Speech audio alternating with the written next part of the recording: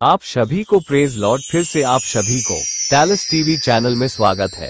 अगर आप यीशु मसीह की कहानी सुनना पसंद करते हैं तो चैनल को सब्सक्राइब जरूर करें। तो मित्रों, आज हम जानेंगे अब्राम के बारे में। यहोवा ने अब्राम से कहा, अपने देश और अपनी जन्मभूमि और अपने पिता के घर को छोड़कर उस देश में चला जा जो मैं तुझे दिखाऊंगा, और मैं तुझसे एक बड़ी जाति बनाऊंगा और तुझे आशीष दूंगा और तेरा नाम बड़ा करूंगा और तू आशीष का मूल होगा। और जो तुझे आशीर्वाद दे उन्हें मैं आशीष दूंगा, और जो तुझे कोसे उसे मैं शाप दूंगा, और भूमंडल के सारे कुल तेरे द्वारा आशीष पाएंगे। यहोवा के इस वचन के अनुसार अब्राम चला और लूत भी उसके संग चला। और जब अब्राम हारान देश से निकला उस समय वो 75 वर्ष का था। सो अब्राम अपनी पत्नी सारै और अपने भतीजे लूत को और जो धन उन्होंने इकट्ठा किया था और जो प्राणी उन्होंने हारान में प्राप्त किए थे, सबको लेकर कनान देश में जाने को निकल चला, और वे कनान देश में आ भी गए। उस देश के बीच से जाते हुए अब्राम शेकेम में, जहां मोरे का बांज वृक्ष है, पनहुचा। उस समय उस देश में कनानी लोग रहते थे।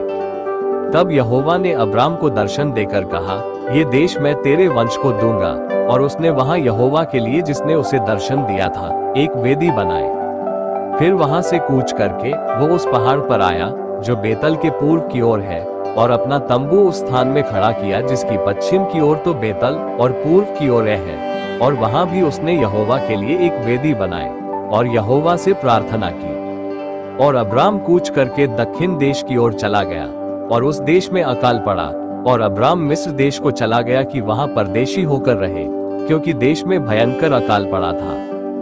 फिर ऐसा हुआ कि मिस्र के निकट पहुंचकर उसने अपनी पत्नी सारै से कहा, सुन, मुझे मालूम है कि तू एक सुंदर स्त्री है। इस कारण जब मिस्री तुझे देखेंगे तब कहेंगे, यह उसकी पत्नी है। सो वे मुझको तो मार डालेंगे, पर तुझको जीती रख लेंगे। सो ये कहना कि मैं उसकी बहन हूँ, जिससे तेरे कारण मेरा कल्याण हो और मेरा प्राण तेरे कारण बचे। फिर ऐसा हुआ कि जब अब्राम मिस्र में आया तब मिस्रियों ने उसकी पत्नी को देखा कि यह अति सुंदर है, और फिरौन के हाकिमों ने उसको देखकर फिरौन के सामने उसकी प्रशंसा की। सो वो स्त्री फिरौन के घर में रखी गई, और उसने उसके कारण अब्राम की भलाई की। सो उसको भेड़ बकरी, गाय बैल, दास दासियां, गदहे गधिया और ऊंट मिले।